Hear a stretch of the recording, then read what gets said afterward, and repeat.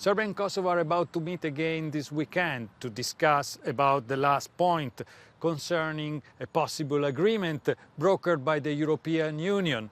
Joining me for this global conversation, the President of Serbia, Aleksandar Vučić. Mr. President, thank you for joining us. First question. You are about to open a new round of talks with your Kosovan counterpart. What is your red line? I don't speak very often about red lines because if you speak too much about red lines, there are no real negotiations. And the other side will insist only on these red lines. And it's more important to discuss the issue properly, which means to try to finding compromise solutions. One of these previous arrangements is the Association of Serbian Municipalities in Kosovo. Yes, exactly. That you are asking for, but apparently the Kosovan government is not ready to give, or at least there is a divergence of point of view concerning the way or the method. The issue is that we signed it in 2013 and 2015. And these are implementation plan, principles, and management team, and of course the first agreement. These four arrangements. We have everything already signed, and also signed by European Union representatives, and it has to be delivered.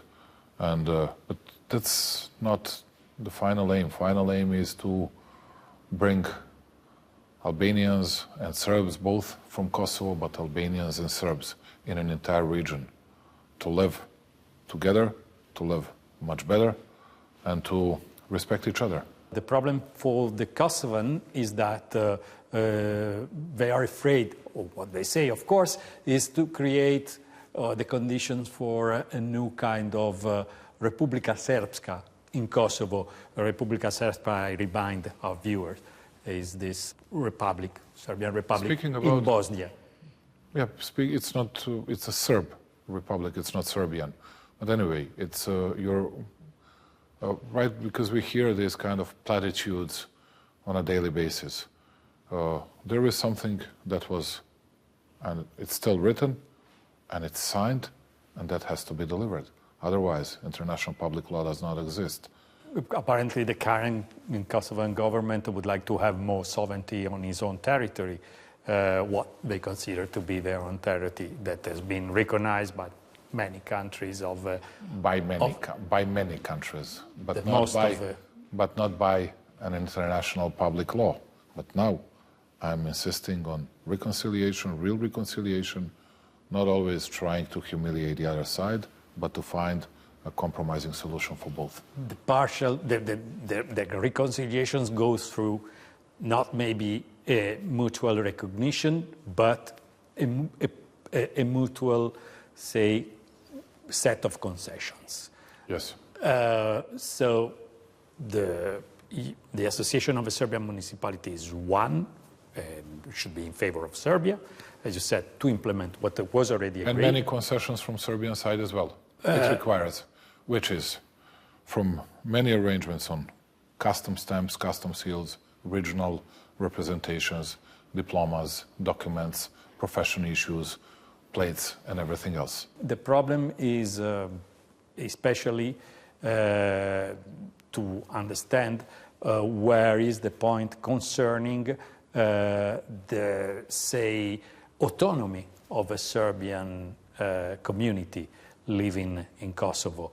Education, healthcare system, spatial planning, rural and urban planning, economic development, everything that's been outlined and itemed within the principles that have already been agreed upon. Would you be able to establish a clear line of separation between the concept of autonomy and self-determination? Why some people gave that or approved or accepted that right to self-determination for some people and for some nations, and why didn't they give it to some others?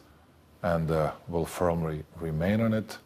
And this is the country that attracted, just one example, attracted 62% in last 3 years, 62% of overall foreign direct investments. Mr. President, but this kind of economic miracle of Serbia is also based on, say, moderate price of gas that is coming from Russia. Yes. And the European Union is calling Serbia to rally the sanctions. Speaking about the gas price, I believe we have a good price, and we have a booming economy. Last 3 years, we were 1 out of 5 fastest growing economies in entire Europe. Because, as you said, the price of your energy is lower than in other countries, and that could be a problem for you if you had to rally the sanction of the European Union against Russia. But that's not the only issue. And you know, I was reading and was listening about thousands of false accusations against Serbia about ruining regional peace and stability, and Serbia will attack Bosnia, Serbia will attack Pristina, Serbia will attack that and that. Did it happen? No, it did not. There were some tensions in North Kosovo, and what I wanted to say to our people many times, and I'm reiterating it here, and we had a very professional relationship and very good and responsible and serious relationship in NATO. We'll carry on with that, and I was very satisfied with that. President Putin has entwined the Kosovo question with some questions, first in Crimea and then also in the Donbass.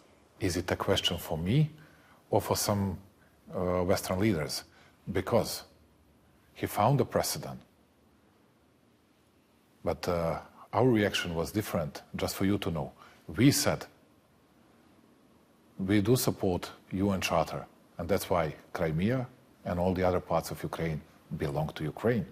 That was our response, just to be fair with your viewers. Would you be ready to make some concessions to the Kosovan counterpart when it comes to the membership of the Council of Europe? They have already started that procedure in the Council of Europe without asking Serbia, and they don't need Serbia for that. But there is a regulation in that proposed plan by Germans and French on international organizations, and they got my response. So I said it face to face to Macron and Scholz.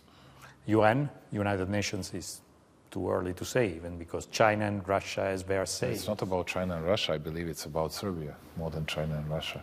I discussed it with Macron and Scholz. And with all the others. And what was the... We discussed about red lines at the beginning of our interview. Thank you, Mr. President. Thanks a lot. Thank you very much. Thanks.